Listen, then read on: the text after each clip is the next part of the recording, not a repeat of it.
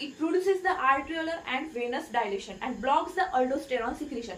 हे काय करतात, अल्डोस्टेरॉन सिक्रिशन ब्लॉक करतात. Okay, block the aldosterone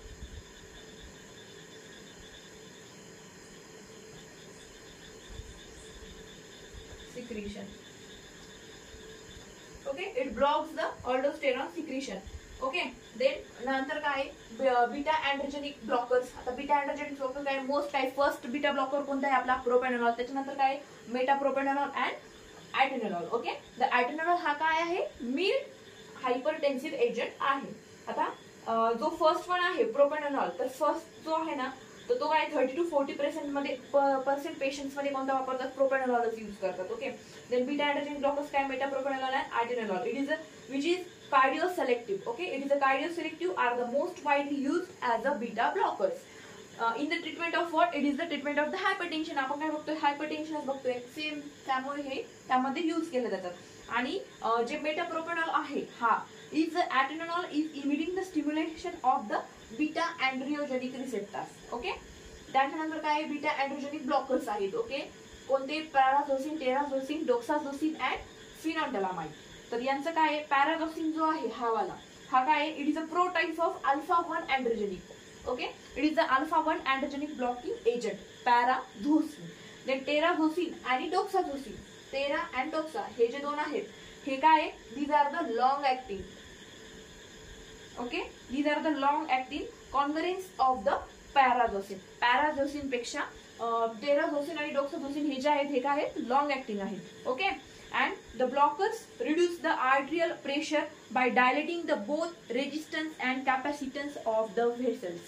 Okay, understand, these are the blockers reduce करतात arterial pressure by dilating what, both the resistance and capacitance of the vessels. Okay, then next one is what, it is the vasodilators. हा यामध्ये दिले बघा, sympathetic inhibitors मध्ये दिले, हायड्राझिन, मिक्झोडिन वगैरे जे आहे ते आहे. Then treatment of hypertension. Treatment of hypertension काय आहे, it is how it is defined as the blood pressure that remains elevated despite administration of the optimal 3-drug regimen that includes a diuretic, which includes the diuretics.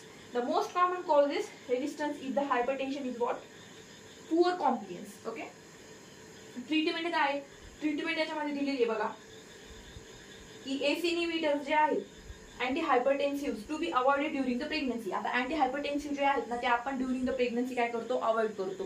का, because of the काय होतं माहिती का, जर AC inhibitors आपण घेतले तर काय होतं, risk of the foetal damage, फोएट डॅमेज होऊ शकतो, त्याचं ग्रोथ रिटार्डेशन होऊ शकतं.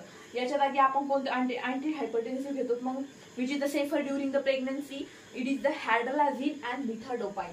It is the hydralazine and मिथाडोपाइन. ओके, इथे लिहिते मी, हायड्रोलाझाइन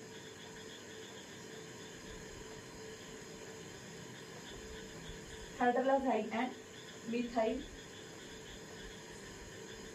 methyl dopa during pregnancy.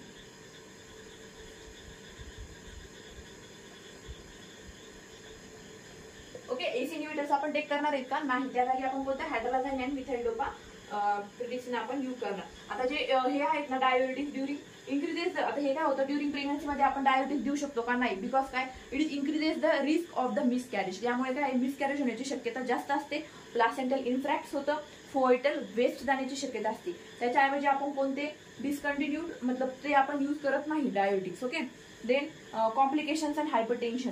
आता कॉम्प्लिकेशन्स ऑफ हायपरटेन्शन काय आहेत, यामध्ये काय होतं, ब्रेन स्ट्रोक होण्याची शक्यता असते, विजन लॉस होऊ शकतं.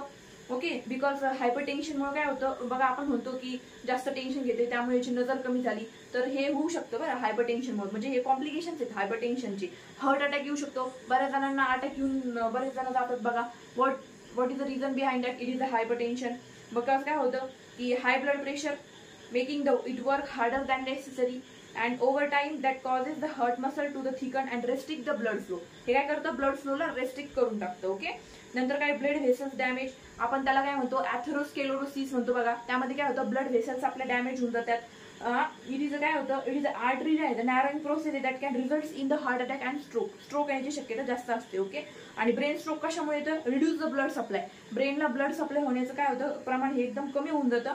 And to rapid the loss of brain function and stroke. त्यामुळे काय होतं, लॉस ऑफ फंक्शन मतलब ब्रेनचं फंक्शन करणं काम करतं का ब्रेन, नाही. ओके. हे सगळं काय झालं आपलं अँटी हायपरसेन्सिव्ह ड्रग्स. ओके.